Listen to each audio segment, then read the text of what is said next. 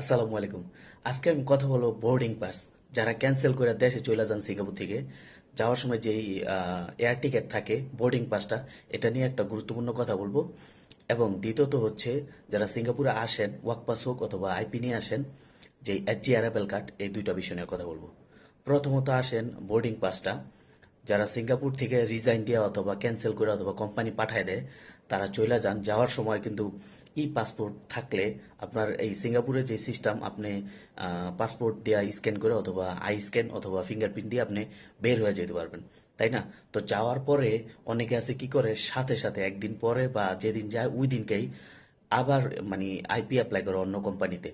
তো এই ক্ষেত্রে অনেক সময় দেখা যায় যে আপনার আইপিটা রিজেক্ট দেখায় অথবা আইপি হয় না।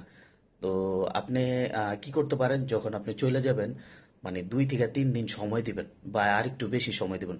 কারণ যখন এটা আপডেট হয়, মানে আপনি ইমিগ্রেশন থেকে আউট হয়ে যান, এটা আপডেট হইতে 2-3 দিন সময় লাগে, ঠিক আছে? আবার অনেকেরই ভুল ধারণা যে সিঙ্গাপুর থেকে আউট হয়ে গেলে ইমিগ্রেশন অথরিটি নাকি জানে না, ইনফরমেশন তাদের কাছে থাকে না। এটা ভুয়া ভাই। সিঙ্গাপুর একটা high safety, high security country, ঠিক আছে? সবই জানে। তবে যে সিস্টেমটা আপডেট হইতে ওইটা একটু সময় নেয়, এতটুকুই। তো আপনারা কি করবেন, দেখা যায় যে অনেক সময় অনেকে রিজেক্ট হয় অথবা এমন অ্যাপ্রুভ করতে চায় না। তো এই জন্য আপনার যে বোর্ডিং পাসটা আছে, ও বোর্ডিং পাসের ছবিটা রাখবেন, টিকেটের ছবি রাখবেন, কিছু প্রুফ এভিডেন্স রাখবেন, যে ইন কেস এমন যদি আক্স করে, রিজেক্ট হলে তখন আপিল করতে গেলে তারা আক্স করতে পারে আপনার এই ডকুমেন্টগুলো। তখন প্রুফ হিসাবে এই বোর্ডিং পাস, এয়ার টিকেট এগুলো দিতে পারবেন। আপনি একটা ছবি তুলে রাখবেন, ঠিক আছে? Very important. সেকেন্ডলি, অ্যাডজারেবল কার্ড। আপনি সিঙ্গাপুরে আসেন, ওয়ার্ক পাস হয়ে আসেন বা আপনি নতুন অ্যাপি করে আসেন, অ্যাডজারেবল কার্ড আপনার ফিল আপ করতে হবে, ডিক্লারেশন দিতেই হবে। নাহলে আপনি সিঙ্গাপুরের ইমিগ্রেশন ক্রস করতে পারবেন না। তো সেই ক্ষেত্রে কি করতে পারবেন?